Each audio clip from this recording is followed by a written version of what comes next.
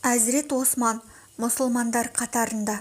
Болмыстың нұры, екі жаһанның гүлі, Әзірет Мұхаммед саллаллаху алейхи уассалам әлі де пайғамбарлығын ашық жарияламаған. Бұл кезеңдегі уағыз айтушылардың ең батылы Әзірет Әбу Бәкір еді. Ол жүрген жерінде дос-дұшпан деп бөлмей, ислам ақиқаттарын түсіндіретін. Бір күні Османға да иман жайын баяндап, оны Әзірет Мұхаммедке ертіп әкеледі. Расулулла жылы жүзді, үнемі күлімсіреп жүретін жайдары жан Османға төтесінен: Алланың сыйы, жәннатқа ұмтылғаныңды қалаймын. Мен саған және барлық адам баласына жетекші ретінде Алла тарапынан жіберілдім, деді. Пайғамбарлар сардарының қарапайым, жүрек жарды лебізі Османға әсер еткені сондай, ол мүбәрәк тілінен иман калимасының қалай шыққанын өзі де аңдамай қалды. Ашхаду ан ла илаха иллаллах уа ашхаду анна Мұхаммадун Расулуллах. Содан соң осыдан біраз уақыт бұрын Шам сапарынан қайтып келе жатып жолай көрген түсін әңгімеледі. Біз сол күні жолда түнеген едік. Көзім ілінгені сол еді. Ей алаңсыз ұйқыға батқандар, ояныңдар, Меккеде Ахмад өз міндетіне кірісті деген дауыс естідім. Ал Меккеге келгеннен кейін сіздің пайғамбарлығыңыздан хабардар болдық. Ақ көңіл, өте сыпайы, дархандығымен әйгіленген Әзірет Османның да мұсылмандар қатарына қосылуы мүшриктердің қаупін күшейтті. Ағайындары жиналып, оны жазаламақта болды. Бірақ Осман қасқайған күйі ешқандай жазадан қорықпайтындығын, таңдаған бағытынан таймайтынын білдірді. Көкесі Хақам ибн Абул Ас Әзірет Османды ағашқа байлап қойып: сен аталарыңның ғасырлар бойғы қасиеттен сеніммен безіп, кейіннен пайда болған әлде біреулердің дініне қалайша мойынсынбақсың? Алған бетіңнен қайтқанша осы байланғаның байланған, босатады екен деп иегің қышымасын, деп сөкті.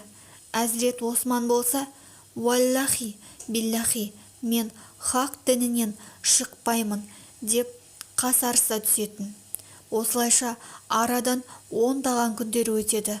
Әзірет Османның шыдамы шыңдала түскендей, қайтар түрі жоқ, таяқта жейді. Сүйектен өтер сөзге де селт етпейді. Иманына зәредей зиян келмейді. Дініне беріктігінің арқасында көкесі де ештеңе шығара алмайтынын білген соң, лажсыздан оны босатып қоя береді. Орта бойлы, қара торының әдемісі, қаумас сақалды, қалың қара шашты және денелі келген Әзірет Осман жаратылысынан жан тазалығы мен тән тазалығы бойына дарыған жан еді. Жахилия кезеңінде де ішкілікті өзіне харам санап татып алмайтын, бар байлығын Алланың жолына сарп еткен. Құранды бастан аяқ жатқа білген. Түнде намазға тұрғанда Құранды түгелдей мүдірмей толық оқып шығатын. Көз тірісінде-ақ жәннаттық екендігі жария болған Әзірет Осман бір жағынан Мұхаммед пайғамбардың саллаллаху алейхи уассалам күйеу баласы. Бірінші әйелі пайғамбарымыздың қызы Руқия. Ол ерте қайтыс болады да, кейіннен Мұхаммед саллаллаху алейхи уассалам екінші қызы Үмі Күлсіммен некесін өзі қиған. Пайғамбарлар сұлтаны Мұхаммедтің саллаллаху алейхи уассалам екі бірдей қызын алған бақытты күйеу осы себепті Зиннуррайн лақабымен құрметке бөленген. Зиннуррайн мағынасы қос нұрдың иесі.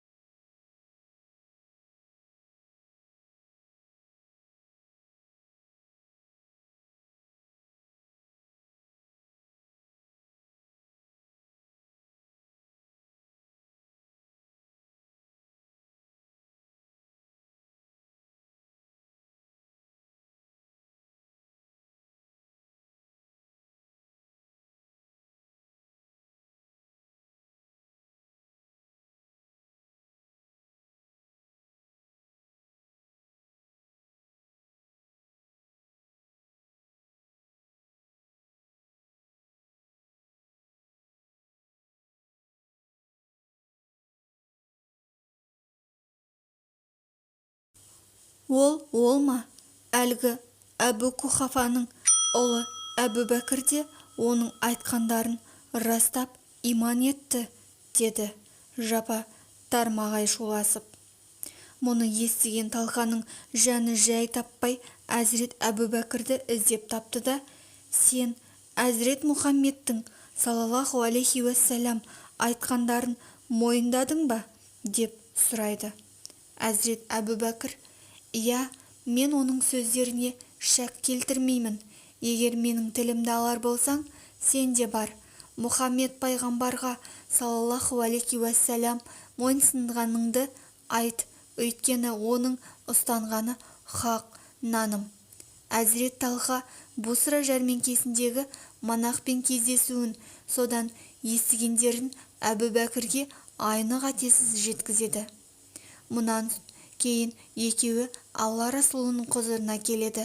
Сәлем сауқаттан соң жаңа сахаба қатарына қосылған Талха мұсылмандықты қабылдағанын естіртіп, монахтың әңгімесін Мұхаммед пайғамбарға саллаллаху алейхи уассалам баяндап берді. Пайғамбар оның әңгімесін күлімсіреп отырып тыңдайды. Мүшриктер арасындағы Талха сынды абыройлы, құрметті адамның иман келтіргеніне наразылық білдіріп, балуандары Науфал ибн Адиуаны араға салып, Әзірет Талхаға дүре соқтырады. Аяқ қолын байлаған күйі біраз азаптайды. Жастығына қарамастан-ақ қараны айыра білген Талха көзі тірісінде жұмсақ сыйы ұсынылған 10 сахабаның қатарында.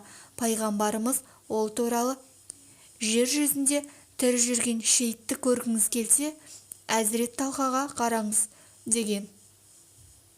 Мәрттігі мен қайсарлығын иман жолында ғана қолданған қаһарман еді ол. Ислам тарихындағы атақты Ухуд соғысы кезінде пайғамбарға ақтылған оқтарға қолын тосып, саусақтарын құрбан еткен батыр ол.